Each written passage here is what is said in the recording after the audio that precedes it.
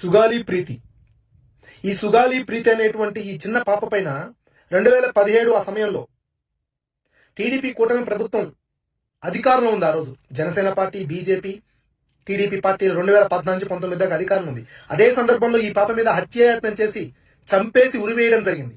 దాని గురించి న్యాయం చేయండి అని చెప్పి ఆంధ్ర రాష్ట్రంలో ఉన్నటువంటి అందరి నాయకుల దగ్గరికి వాళ్ళ తల్లిగారు తిరగడం జరిగింది. ఆనాడు ఉన్నటువంటి కూటమి ప్రభుత్వం దాన్ని పట్టించుకోకుండా పక్క చెవిని పెట్టేసి పెడచెవిని పెట్టేసి పక్కన పడేయడం జరిగింది.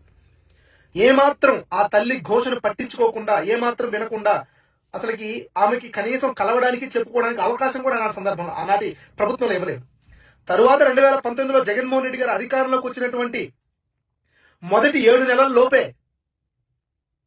సుగాలి ప్రీతి కేసుని సిబిఐకి అప్పగించడం జరిగింది.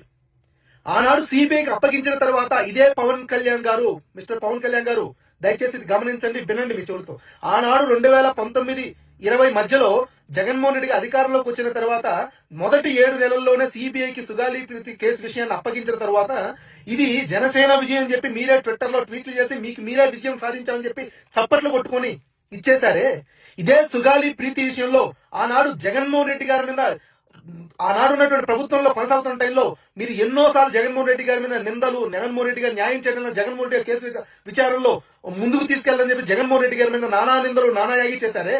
ఆనాడు జగన్మోహన్ రెడ్డి కేంద్రానికి, అంటే కేంద్ర ప్రభుత్వం ఆధీనంలో ఉన్నటువంటి సిబిఐకి ఈ కేసును అప్పగించి నిష్పక్షపాతంగా జరగాలని చెప్పి జగన్మోహన్ రెడ్డి గారు ఆకాంక్షించినా కూడా అవన్నీ మీకు పట్టకుండా కేవలం జగన్మోహన్ రెడ్డి గారి మీద ఆరోపణలు చేయడం కోసం, మీ రాజకీయ మనుగడ కోసం, మీ రాజకీయ భవిష్యత్తు కోసం లేనిపోని అభాండాలు జగన్మోహన్ రెడ్డి గారి మీద వేస్తూ రాజకీయ పబ్బం గడుపుకున్న మీరు మరి ఈనాడు అధికారంలో మీరున్నారుగా. ఇదే కూటమి ప్రభుత్వం ఆనాడు 2019 దాకా, 2014-19 దాకా మీ కుటుంబ ప్రభుత్వంలో కదా ఆ అమ్మాయి, ఆ సుగాలి ప్రీతి హత్య కావించబడింది. మరి ఆనాడు న్యాయం చేయలేదు. ఈనాడు 2019 నుంచి 24 దాకా జగన్మోహన్ అధికారం ఉన్న సందర్భంగా మొదటి 7 నెలలను కేసుని సిబిఐకి అప్పగించి నిష్పక్షపాతంగా న్యాయం జరగాలి, కుటుంబానికి, ఆ తల్లికి న్యాయం జరగాలి, వాళ్ళ అమ్మగారికి న్యాయం కావాలని చెప్పి జగన్మోహన్ రెడ్డి కేసు అప్పగిస్తే దాని గురించి కేంద్రాన్ని ప్రశ్నించడం ఆనాడు చేతగానటువంటి నువ్వు ఈనాడు అధికారంలో ఉన్నావు కదా. కేంద్ర ప్రభుత్వం నీ చేతుల్లో ఉంది కదా. పొద్దున్నే సాయంత్రం దాకా మోడీ దగ్గర, అమిత్ షా దగ్గర, వాళ్ళ కాళ్ళ దగ్గర, వాళ్ళ చేతుల దగ్గర తిరుగుతూనే ఉన్నావు కదా. మరి ఈనాడు ప్రశ్నించు, న్యాయం చెయ్య పాపకి. ఎక్కడో కేరళ వెళ్లి పూజలు చేయడమో, లేకపోతే ఎక్కడో లడ్డు గురించి నానా యాగి చేసేనో, లేకపోతే ఇంకొక దాన్నో రాజకీయానికి వాడుకోవడం ఇది కాదు కదా రాజకీయం అంటే. న్యాయం కోసం నీ ఇంటి దగ్గరికి, నీ గడప దగ్గరికి, నీ పార్టీ ఆఫీస్ దగ్గరికి తిరిగినటువంటి సుగాలి ప్రీతి యొక్క తల్లికి నువ్వు ఎన్నిసార్లు వాగ్దానాలు చేశావు? మరి అధికారంలోకి వచ్చి సంవత్సరం అవుతుంది కదా దరిదాపులుగా. మరి నువ్వు ఏం న్యాయం చేయగలిగావు? నువ్వు ఏం న్యాయం చేసి ఆ కుటుంబాన్ని దగ్గర నుంచి న్యాయం చేస్తాను హామీ ఇచ్చావు?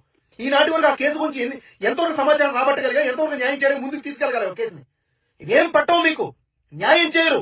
ఆడబిడ్డలంటే కేవలం కెమెరాలు కనపడేటప్పుడు బేషుగ్గా గట్టిగా మాట్లాడి ప్రజలు ఉర్రు తొలగించే విధంగా స్పీచ్లు ఇవ్వడం మినహాయించి, ఆ కెమెరాల ముందు ఫోజులు ఇవ్వడం మినహాయించి, కెమెరాలో ఉన్నటువంటి వీడియో ఫొటోస్ కోసం లేనిపోని డైలాగులు కొట్టడం మినహాయించి, రియలిస్టిక్ వాళ్ళు కెమెరాలు ఆఫ్ అయితే మీ నిజ స్వరూపాలు బయటకు వస్తాయి. కేవలం మీ రాజకీయ మనుగడల కోసం, మీ రాజకీయ జీవితాల కోసం ఏనాడు ప్రజల గురించి పట్టించుకొని మీరు ఎలాంటి నిందలైన వేస్తారు. ఎంత అమానవీయమైన ఘటనలు జరిగినా కూడా అవి మీకు పట్టవు, ఆ కేసులు పట్టవు. సుగాలి ప్రీతి లాంటి అమ్మాయిల పట్ల, మహిళల పట్ల ఇలాంటి దాడులు ఎన్ని జరిగినా, కోకలుగా జరిగినా, ఇంకా వేలకు వేలు జరిగినా కూడా కేవలం వీడియోలో మాట్లాడతారు తప్ప రియలిస్టిక్ గా మీరు ఏమాత్రం న్యాయం చేయరు. చేయాల్సిన అవసరం కూడా మీకు లేదు.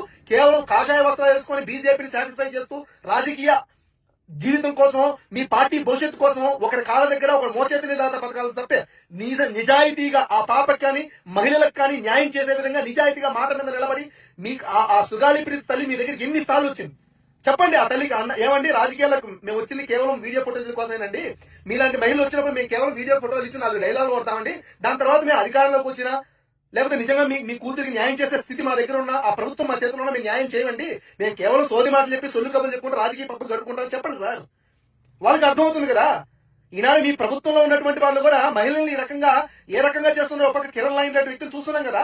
ఇలా ఎంతో మంది చేస్తున్న పరిస్థితులు గమనిస్తున్నారు కదా. కాబట్టి మీ పార్టీ మహిళలకు ఏమాత్రం న్యాయం చేయలేదు, చెయ్యరు కూడా. చేసే సందర్భాలు, చేసే ప్రభుత్వం లేదా ఆ శక్తి మీకున్నా కూడా చేయాల్సిన అవసరం మీకు లేదు. కాబట్టి మహిళలు ఎలా పోయినా, ఏ విధంగా పోయినా, ఎంతమంది హత్య కావించబడినా, ఆత్మహత్యలు చేసుకున్నా, వాళ్ళు మానాలే పోయినా, ప్రాణాలే పోయినా పవన్ కళ్యాణ్ కానీ, జేఎస్పీ పార్టీ అని, జనసేన పార్టీకి కానీ పట్టాల్సిన అవసరం మీకు లేదని చెప్పి దయచేసి ప్రజలకి మీ మనసులో ఉన్న మనోగతాన్ని బయటికి వ్యక్తపరచండి. తెలుసుకుంటారు పిచ్చి ప్రజలు. ఎందుకంటే మీ డైలాగులు విని మీ అభిమానులు నమ్ముతున్నారు కదా.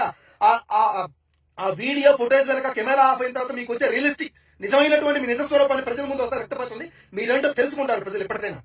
సుగాలి ప్రీతి తల్లి గారిని చూసి ఏమంటారు చూడు, వికలాంగురాలైన తల్లి న్యాయం కోసం నీ గడపకి ఎన్నిసార్లు దొక్కింది? మీకు నిజంగా మనసు అనేది లేదా? ఆనాడు జగన్మోహన్ రెడ్డి గారు అధికారంలోకి వచ్చిన తర్వాత మొదటి 7 నెలల్లో కేంద్రానికి అప్పగించిన తర్వాత కూడా, సిబిఐకి అప్పగించిన తర్వాత కూడా జగన్మోహన్ రెడ్డి గారి మీద పడి వచ్చారు కదా. జగన్మోహన్ రెడ్డి సిబిఐ కేసు అప్పగించడానికి జనసేన విజయం మీకు మీరు ప్రకటించుకున్నారు కదా. మరి ఎందుకు కేంద్రాన్ని ప్రశ్నించలేకపోతారు? ఎందుకు కేంద్ర చేతిలో ఉన్న సిబిఐని ఎందుకు త్వరితగతిని కేసుని పూర్తి చేసి ఎందుకు న్యాయాన్ని బయటికి రప్పించలేకపోతున్నారు? ఎందుకని న్యాయం చేత ఆ కుటుంబానికి, ఆ తల్లికి ఎందుకు మనశ్శాంతిని ఇవ్వలేకపోతున్నారు? ఎందుకంటే మీకు అవసరం లేదు. ఇదే నిజం, ఇదే వాస్తవం, ఇదే మీ నిజ స్వరూపం కూడా. దయచేసి ప్రజలను గమనించి తెలుసుకోండి.